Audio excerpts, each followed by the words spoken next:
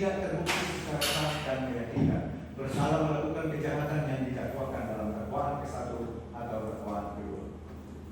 2. Membebaskan terdakwa Muhammad Fahmi Sidik dari dakwaan ke-1 atau dakwaan kedua tersebut. 3. Memulihkan hak terdakwa tersebut dalam kemampuan kedudukan, harkat serta martabat. 4. Membebaskan terdakwa oleh karena itu dari rumah tahanan negara. 5. Menetapkan barang bukti dalam perkara ini dikembalikan kepada yang berhak.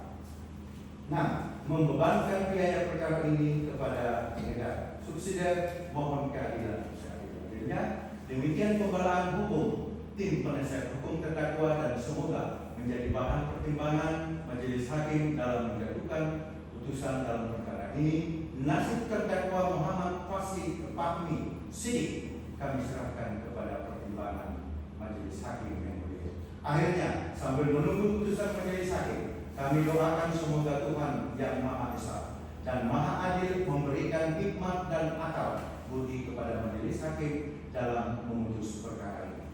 Manado, 25 November 2024. Hormat kami tim penasihat hukum terdakwa. Demikian yang mulia.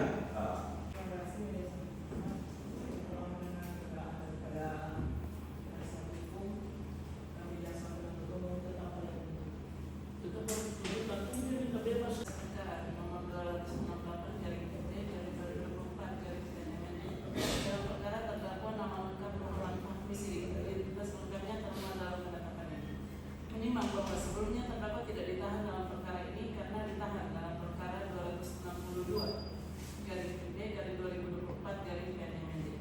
Menimbang bahwa penahanan terdakwa dalam perkara 262/B/2024/PNMD akan berakhir pada tanggal 27 November 2024.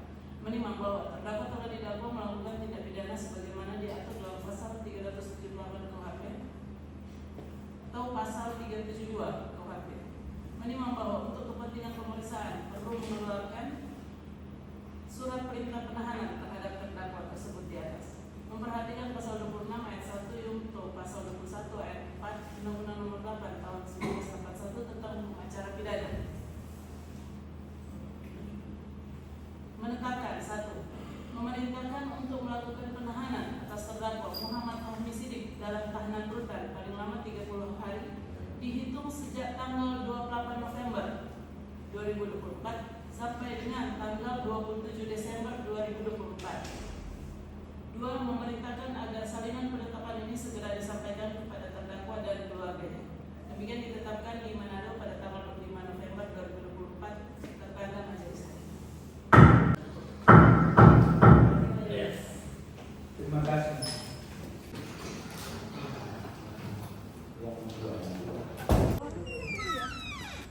Tadi kan yang sudah dituntut 10 bulan ya Pak, sesuai dengan pembelaan yang kedua tuntut, yang itu perkara satu. sudah juga yang tuntutan Pak, yang pembelaan yang sekarang Ya. Pak. Nah, terkait dengan tuntutan jaksa di perkara 262, tuntutan perkara 262 adalah 10 bulan, maka dalam pembelaan kami secara jelas, karena pembelaan yang kami uraikan, kami bacakan dalam persidangan hari ini di 25 November 2024, itu adalah pembelaan yang didasarkan pada fakta hukum, fakta yang terungkap dalam persidangan. Jadi menurut pendapat kami, terdakwa ini semestinya sudah harus dibebaskan ketika dalam putusan oleh Yang Mulia. Tapi itu adalah kewenangan Yang Mulia. Itu pendapat kami. Pendapat kami. Kenapa demikian?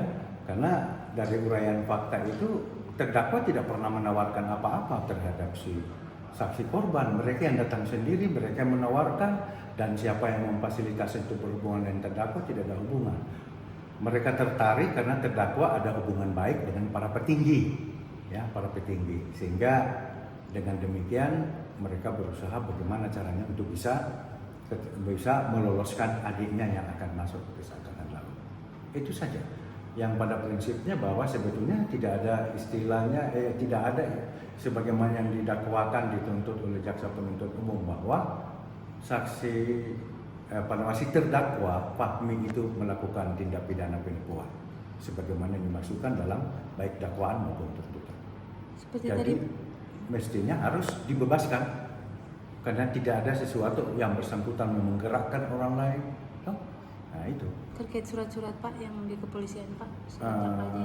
Surat-surat semestinya perkara ini udah ada restoratif justice sejak dari awal kepada di hadapan pihak penyidik, tapi kami tidak tahu ada unsur apa, masalah apa sampai perkara tetap dipaksakan untuk dilanjutkan. Padahal di satu sisi sudah ada pemulihan, namanya pemulihan sudah ada pengembalian uang 100 juta. Semestinya terdakwa dalam perkara ini justru dirugikan. Ya, ada biaya operasional yang dia gunakan. Justru perkara ini kenapa adiknya yang bersangkutan yang mendatangi itu terdakwa untuk meloloskan adiknya, justru ada dokumen yang kurang sebetulnya. Itu adanya putusan pengadilan mengenai perwalian anak. Itu yang terlambat dimasukkan. Karena dokumen inilah yang mengakibatkan adik daripada korban itu tidak lulus. Itu.